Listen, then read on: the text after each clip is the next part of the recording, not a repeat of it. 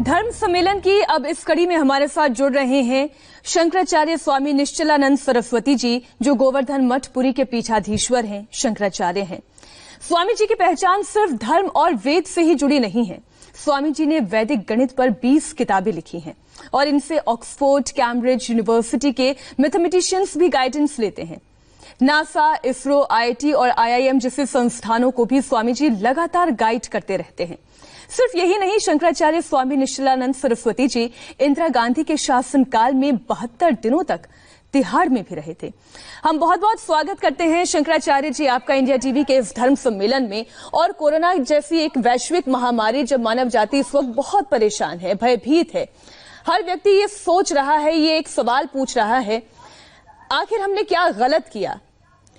धर्म का रास्ता क्या हो सकता है इस समाज को समझाने का?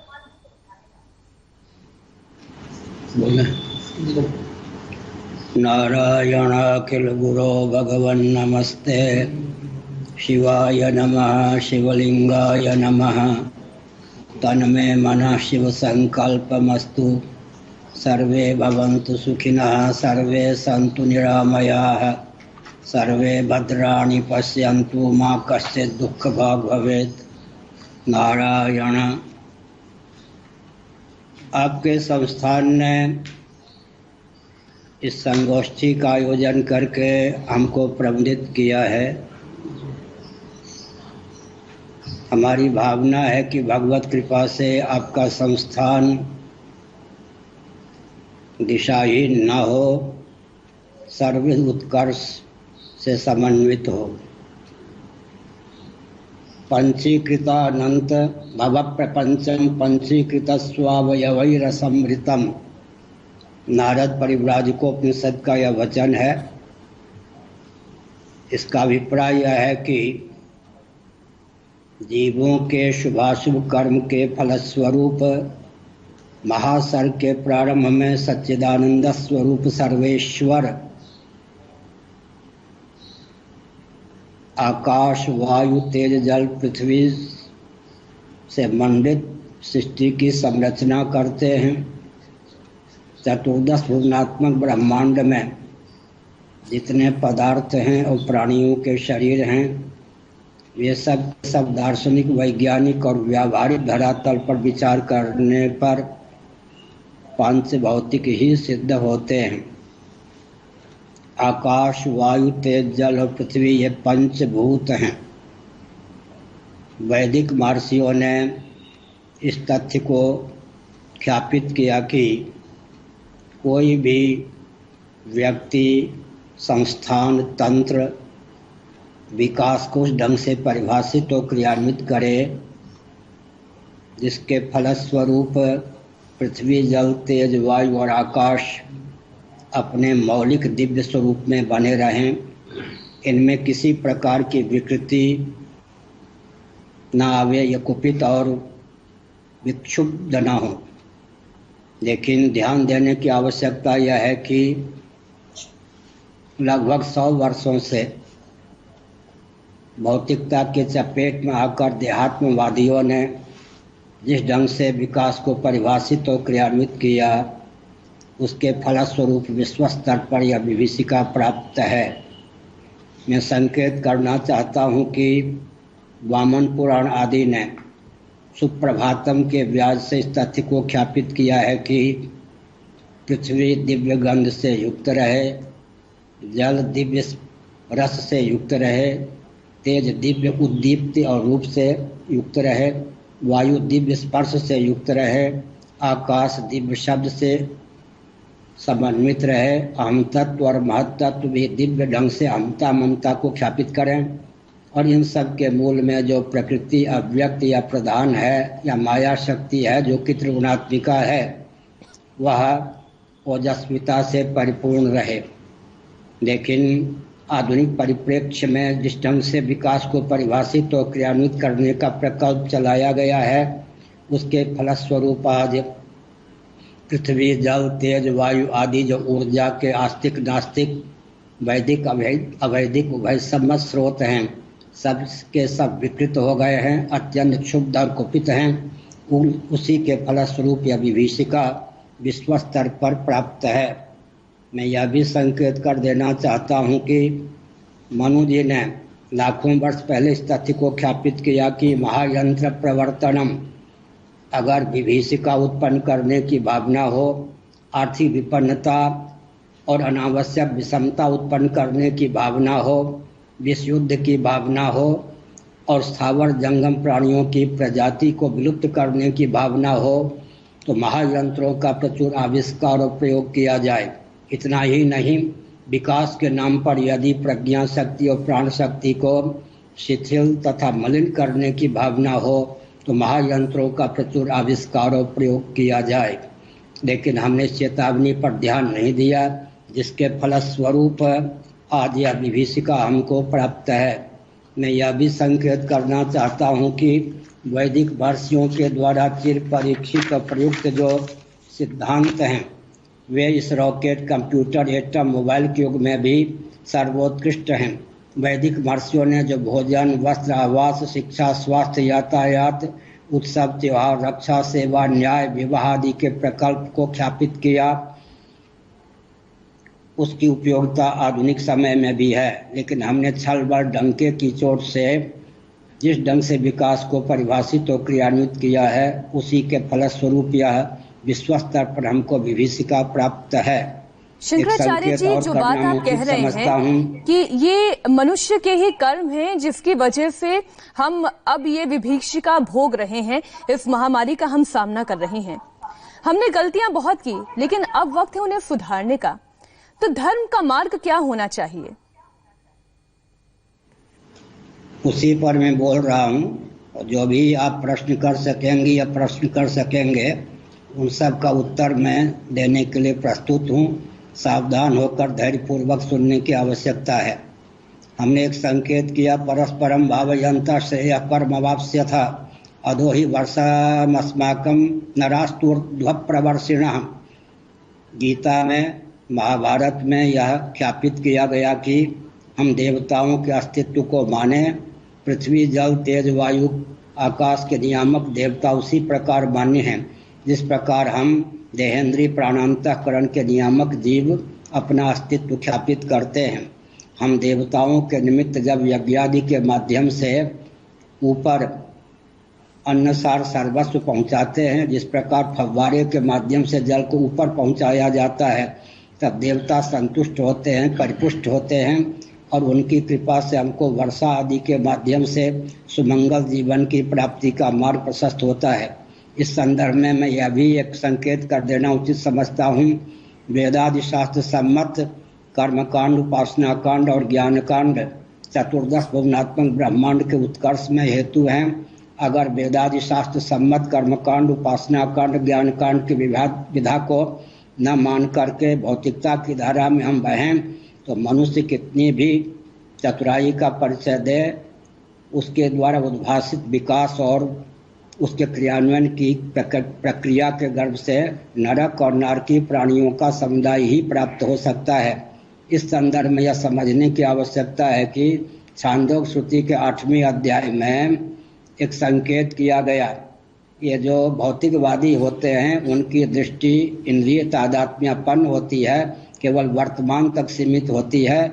भौतिकवादी भूत और भविष्य तथा अतीन्द्रिय पदार्थ तक अपनी दृष्टि को नहीं पहुंचा सकते, जबकि आध्यात्मिक मनुष्यों का मन इतना परिष्कृत होता है कि उनका मन अतीन्द्रिय पदार्थ तक भी पहुंच सकता है, भगवत तत्व तक भी पहुंच सकता है। साथ ही साथ वे भूत ही नहीं भी और भविष्य भी जान सकते हैं, देख सकते हैं। ऐसी स्थिति में यह आवश्यक है कि विकास को ढंग से परिभाषित और क्रियान्वित करें, जिसके आधार पर पृथ्वी, पानी, प्रकाश, पवन, ये जो ऊर्जा के स्रोत हैं, इस सुमंगल रूप में हमारे लिए वरदान स्वरूप सिद्ध हो सकें। एक संकेत मैं करना चाहता हूँ, इस संदर्भ में ध्यान देने की आवश्यकता है। पृथ्वी की तिथि को स्वीकार करती है या तारीख को, जल, तेज, वायु आदि जो प्रकृति के कार्य हैं, ये तिथि को स्वीकार करते हैं या तारीख को। भूकंप की विधा पर थोड़ा विचार कीजिए। इसी प्रकार चंद्र ग्रहण, सूर्य ग्रहण की विधा पर विचार कीजिए। अंतरिक्ष यान पर विचार कीजिए। विधिवत विवाह और यज्ञोपवीत आदि की विधा पर विचार कीजिए तो निष्कर्ष ये निकलेगा कि ये जो पृथ्वी के परिकर हैं, पृथ्वी जल तेज वायु इत्यादि, ये आधुनिक विधा से तारीख को स्वीकार नहीं करते, ये तिथियों को ही स्वीकार करते हैं। ऐसी स्थिति में हमने संकेत किया कि पृथ्वी क्या चाहती है, जल क्या चाहता है, तेज क्या चाहता है, वायु क्या चाहता है, पवन क्या चाहता है, आकाश क्या चाहता है, इसको परखने की आवश्यकता है। भगवान की शक्ति प्रकृति के ये कार्य है। मैं एक और संकेत करना चाहता हूँ। व्याख्या जी आप पूरा कर लें, फिर मैं पूछती हूँ। जी क्या कह रहे? विकास के व्यामोह में स्मार्ट सिटी की योजना दी गई, जिसके फलस्वरूप वर्षा के दिव्यता के स्रोत वन भी विलुप्त हो गए, पर्वत भी विलुप्त हो गए, पृथ्वी पानी प्रकाश पवन ये सब के दूषित हो गए। महानगरों में दिव्य गंध की, दिव्य रस की, दिव्य रूप की, दिव्य स्पर्श की, दिव्य शब्द की पहुंच नहीं है। शुद्ध पृथ्वी, शुद्ध जल, शुद्ध तेज, शुद्ध वायु की पहुंच नहीं है। प्रचुर आकाश की भी पहुंच नहीं है। यहाँ तक कि शुद्ध मनोभाव और मुस्कान की पहुंच नहीं है। साथ ही साथ परंपरा प्राप्त कुल धर्म का भी विलोप महानगरों में सुनिश्चित है। कुल देवी, कुल देवता, कुलाचार, कुलोचित विचार का भी विलोप सुलभ है, जिसके फलस्वरूप संयुक्त परिवार के नष्ट हो जाने के कारण भोजन करने और संतान उत्पन्न करने की मशीन के रूप में ही मनुष्यों को शंकराचार्य जी आप ये कह रहे हैं कि हमने जितना विकास किया, हम उस विकास के रास्ते में आगे चलते चलते ये भूल गए कि प्रकृति हमसे क्या चाहती है और हमें दोबारा अपनी जड़ों तक लौटने की जरूरत है। कोरोना का ये जो भीषण काल है, ये महामारी है, इसमें डॉक्टर्स भी बार बार ये कह रहे हैं कि हमें हाथ धोना चाहिए, हमें लोगों से दूरी से मुलाकात करनी चाहिए और साथ ही साथ खाने पीने में भी क्या क्या सावधानियां बरतनी चाहिए। ये तमाम वो बातें हैं जो धर्म हमें हमेशा से, सनातन धर्म सिखाता आया है। हम वो भूल गए थे, शायद हमें वो दोबारा याद करने की जरूरत है। लेकिन शंकराचार्य जी, क्या विकास और जो प्रकृति की जरूरतें हैं वो एक साथ चल सकती हैं?